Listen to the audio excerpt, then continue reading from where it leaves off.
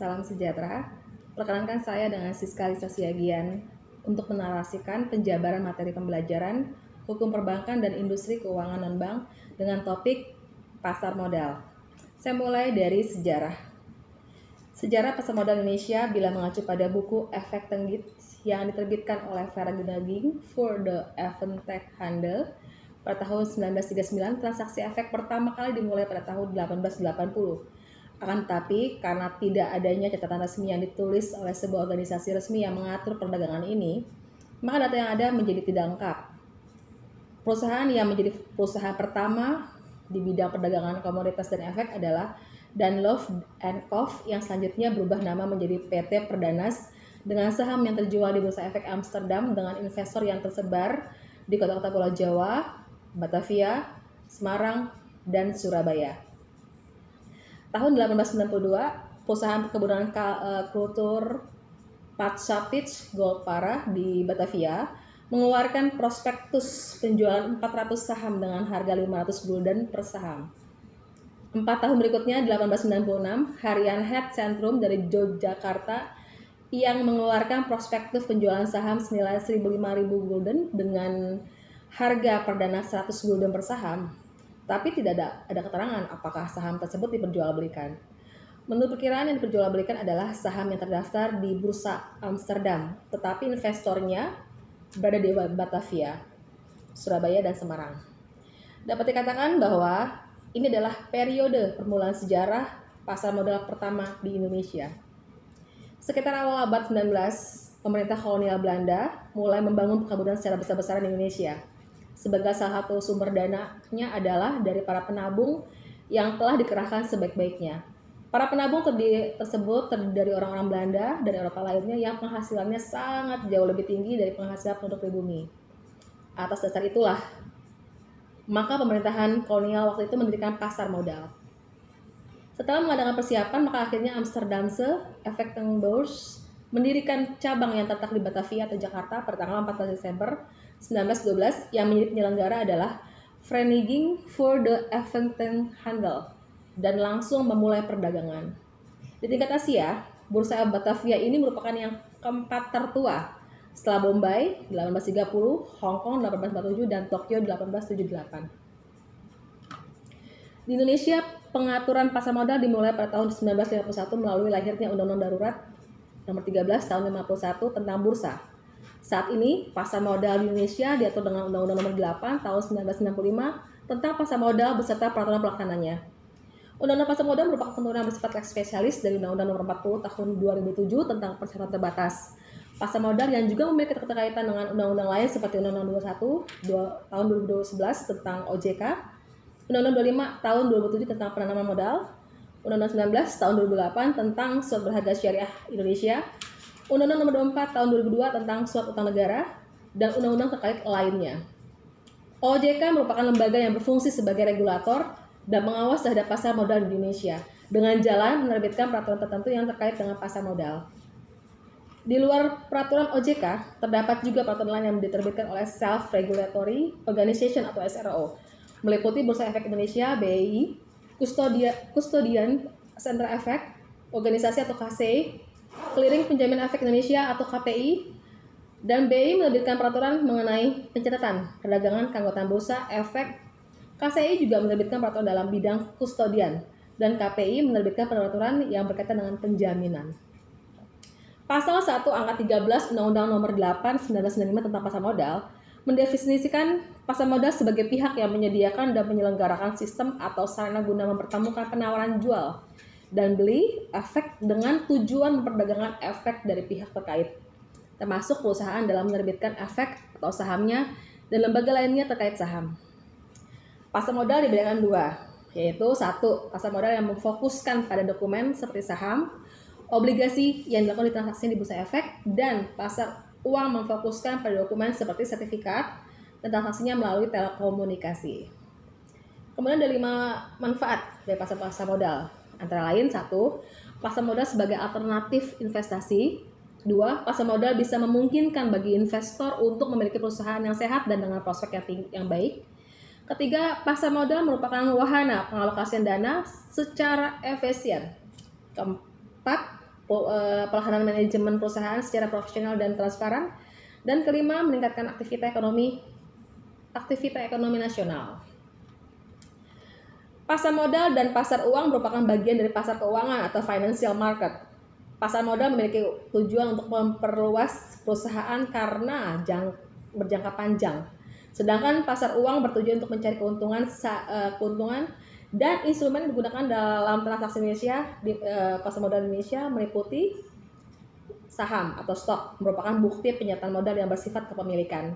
Seperti pemilik perusahaan sekaligus pemilik saham, di mana keuntungan yang diperoleh disebut dividen. Itu laba yang memberikan emiten kepada pemilik saham melalui RUPS. Kedua, obligasi atau bonds. Merupakan surat yang menjadi bukti, di mana perusahaan berutang untuk mendapatkan modal dari perusahaan yang menerbitkan obligasi, yang mana obligasi bukan menjadi hak kekayaan perusahaan. Ketiga, warrant atau right merupakan keturunan dari derivatif dari saham. Warrant dan right telah ditentukan harga dan waktunya, namun right berjangka waktunya lebih singkat dan hanya pemegang saham lama.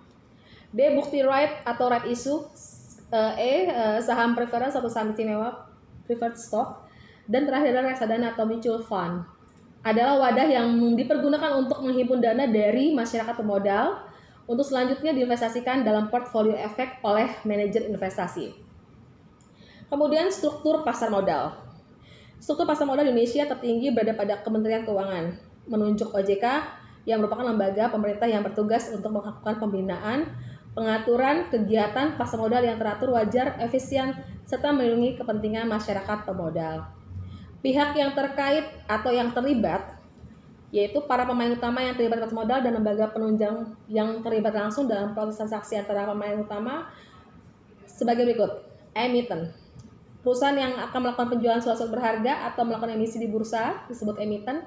Dalam melakukan emisi, para emiten memiliki berbagai tujuan dan hal ini biasanya sudah tertuang dalam rapat umum pemegang saham. Antara lain, 1. Perluasan usaha. Modal yang diperoleh oleh para investor akan digunakan untuk meluaskan bidang usaha, perluasan usaha atau kapasitas produksi. Kedua, memperbaiki struktur modal, menyeimbangkan antara modal sendiri dengan modal asing. Ketiga, mengadakan pengalihan pemegang saham. Pengalihan dari pemegang saham lama kepada pemegang saham yang baru. Investor adalah pemodal yang membeli atau menanamkan modalnya di perusahaan yang melakukan emisi atau disebut dengan investor. Sebelum membeli surat berharga yang ditawarkan, investor biasanya melakukan penelitian dan analisa tertentu. Penelitian ini bertujuan atau menyangkut bonividitas perusahaan, prospek usaha emiten, dan analisis lainnya. Tujuan utama para investor adalah dalam pasar modal ini ada antara lain 1. Memperoleh dividen ya dengan ditunjukkan kepada keuntungan yang akan diperolehnya berupa bunga yang dibayar oleh emiten dalam bentuk dividen. Kedua, kepemilikan perusahaan. Semakin banyak saham yang dimiliki, maka semakin besar pengusahaan atau menguasai perusahaan. Ketiga, berdagang. Saham dijual kembali pada saat harga tinggi. Pengharapannya adalah pada saham yang benar-benar dapat menaikkan keuntungannya dari jual beli sahamnya. Kemudian pihak lainnya adalah lembaga penunjang. Fungsi lembaga penunjang antara lain turut serta mendukung beroperasinya pasar modal sehingga mempermudah baik emiten maupun investor dalam melakukan berbagai kegiatan yang berkaitan dengan pasar modal. Lembaga penunjang dalam pasar modal yaitu penjamin emisi atau underwriter, 2. Perantara perdagang efek atau broker atau pialang, 3. Perdagangan efek atau dealer, 4. Wali amanat, trustee, 5. Perusahaan surat berharga, securities company, 6. Kantor administrasi efek. Fungsinya secara umum adalah sebagai sarana penambah modal bagi usaha, yaitu di mana perusahaan memperoleh dana dengan cara menjual saham ke pasar modal. Saham-saham ini akan dibeli oleh masyarakat umum, perusahaan lain, lembaga, dan oleh pemerintah. Yang kedua adalah sebagai sarana pemerataan pendapatan, yaitu setelah jangka waktu tertentu saham-saham yang telah dibeli akan diberikan dividen atau bagian keuntungan perusahaan kepada para pemiliknya. Oleh karena itu, penjualan saham melalui pasar modal dapat dianggap sebagai sarana pemerataan pendapatan. Kemudian sebagai sarana peningkatan kapasitas produksi. Dengan adanya penambahan modal yang diperoleh dari pasar modal, maka produktivitas perusahaan pasti akan meningkat. Kemudian sebagai sarana penciptaan lapangan tenaga kerja. Keberadaan pasar modal dapat mendorong muncul dan berkembangnya industri lain yang berdampak pada terciptanya lapangan kerja yang baru. Kemudian sebagai sarana peningkatan pendapatan negara. Setiap dividen yang dibagi kepada para pemegang saham akan dikenakan pajak oleh pemerintah. Adanya tambahan pemasukan melalui pajak ini akan meningkatkan pendapatan negara. Kemudian yang terakhir sebagai indikator perekonomian negara. Aktivitas dan volume penjualan atau pembelian di pasar modal yang semakin meningkat padat memberi indikasi bahwa aktivitas bisnis berbagai perusahaan berjalan dengan baik. Begitu pula sebaliknya. Kemudian pasar modal memiliki peran yang besar bagi perekonomian suatu negara karena pasar modal menjalankan dua fungsi sekaligus, satu fungsi ekonomi, kedua fungsi keuangan. Pasar modal dikatakan memiliki fungsi ekonomi, yaitu pihak yang memiliki kelebihan dana atau investor dan pihak yang memerlukan dana atau issuer. Dengan adanya pasar modal, maka pihak yang berkelebihan dana dapat menginvestasikan dana tersebut dengan harapan memperoleh imbalan atau return. Sedangkan pihak issuer dalam hal ini perusahaan dapat memanfaatkan dana tersebut untuk kepentingan investasi tanpa harus menunggu tersedianya dana dari operasional perusahaannya. Pasar modal dikatakan memiliki fungsi keuangan apabila atau karena para pasar modal memberikan kemungkinan dan kesempatan memperoleh imbalan atau return bagi pemilik dana sesuai dengan karakteristik investasi yang dipilih olehnya. Pasar modal memiliki peranan penting dalam suatu negara yang pada dasarnya mempunyai kesamaan antara satu negara dengan negara lain, yaitu berikut ini ada peranan pasar modal antara lain. Satu, sebagai fasilitas melakukan transaksi antara pembeli dengan penjual untuk menentukan harga saham atau sumber harga yang diperjualbelikan. Kedua, pasar modal memberikan kesempatan kepada pemodal untuk menentukan hasil return yang diharapkan.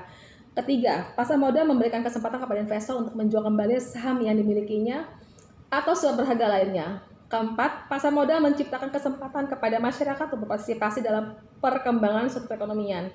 Dan terakhir, pasar modal mengurangi biaya informasi, ada transaksi, surat berharga.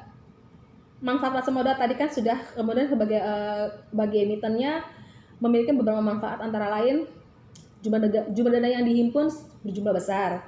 Kemudian dana tersebut dapat diterima sekaligus pada saat pasar perdana selesai. Ketiga, tidak ada covenant sehingga manajemen dapat lebih bebas dalam pengelolaan dana perusahaannya. Keempat, solvabilitas perusahaan tinggi sehingga memperbaiki citra perusahaan. Dan terakhir, keuntungan bagi emiten yaitu ketergantungan emiten terhadap banyak bank yang menjadi lebih kecil. Kemudian manfaat bagi investor, pasar modal memiliki beberapa manfaat antara lain. Nilai investasi berkembang mengikuti pertumbuhan ekonomi. Peningkatan tersebut tercermin pada peningkatan harga saham yang mencapai capital gain, kemudian memperoleh dividen bagi mereka yang memiliki memegang saham bunga yang mengambang bagi pemenang obligasi, dapat sekaligus melakukan investasi dalam beberapa instrumen yang mengurangi beresiko. Kemudian bagi pemerintah manfaatnya adalah satu, salah satu sumber pendapatan negara. Dua, membantu menjalankan roda perekonomian. Tiga, menarik investor asing ke dalam negeri. Empat, mendata transaksi instrumen modal pasar modal. Kelima, salah satu peluang bagi negara untuk menjual surat berharga kepada investor. Secara makro, pasar modal berfungsi sebagai tabungan kekayaan, likuiditas, dan juga pinjaman. Pelaksanaan perdagangan atau jual beli efek di bursa dilakukan dengan menggunakan fasilitas JATS atau Jakarta Automated Trading System. Perdagangan efek di bursa hanya dapat dilakukan oleh anggota bursa yang juga menjadi anggota trading di KPAI. Saham bisa merupakan saham yang menempatkan pemiliknya paling junior atau akhir terhadap pembagian dividen dan hak atas kekayaan perusahaan jika perusahaan tersebut dilikuidasi, tidak memiliki hak-hak istimewa. Sedangkan saham preferen merupakan saham yang memiliki karakteristik gabungan antara obligasi dan saham, biasa akan dapat menghasilkan pendapatan tetap seperti bunga obligasi. Daya tarik investasi saham di pasar modal merupakan dua keuntungan yang dapat diperoleh pemodal dan beli saham dan memiliki saham, yaitu dividen dan capital gain. Resiko investasi pada saham yaitu kerugian modal atau capital loss, yaitu kerugian dari selisih harga pembelian dan penjualan. Investor menjual dengan harga yang lebih rendah daripada harga dibeli. Kemudian yang kedua, likuidasi perusahaan, yaitu perusahaan bangkrut atau dibubarkan. Penawaran umum atau go public, secara tahap awal perusahaan harus melakukan penawaran umum atau go public merupakan kegiatan yang dilakukan perusahaan untuk mendapatkan dana dari masyarakat modal dengan cara menjual saham atau obligasi. Penawaran umum dilakukan oleh emiten untuk menjual efek kepada publik sehingga masyarakat dapat berbagai dari lapisan masyarakat membeli dan turut memegang saham, atau perusahaan yang menerbitkan saham dengan melakukan go public. Perusahaan dapat mendapatkan keuntungan antara lain, satu, mendapatkan dana yang cukup besar bagi pengembangan usaha dan memperbaiki struktur modal. Karena dana tersebut diterima langsung tanpa melalui berbagai tahapan atau termin. Kedua, kepemilikan saham yang tersebar di masyarakat, perusahaan dituntut untuk melakukan kegiatan usahanya dengan transparan dan profesional, sehingga memacu perusahaan tersebut untuk berkembang. Ketiga, membuka kesempatan bagi masyarakat untuk melakukan investasi dengan jalan kepemilikan. Dan yang keempat, lebih dikenal masyarakat sehingga secara tidak langsung aktivitas promosi turut berjalan. Demikian yang saya dapat sampaikan terkait dengan topik pasar modal. Terima kasih kepada Ibu dosen pengampu Dr. Diana Napitupulu, SHM HMKN MSc untuk transfer ilmu dan pengajaran yang diberikan. Kiranya Tuhan yang memberkati. Sekian dan terima kasih. Salam.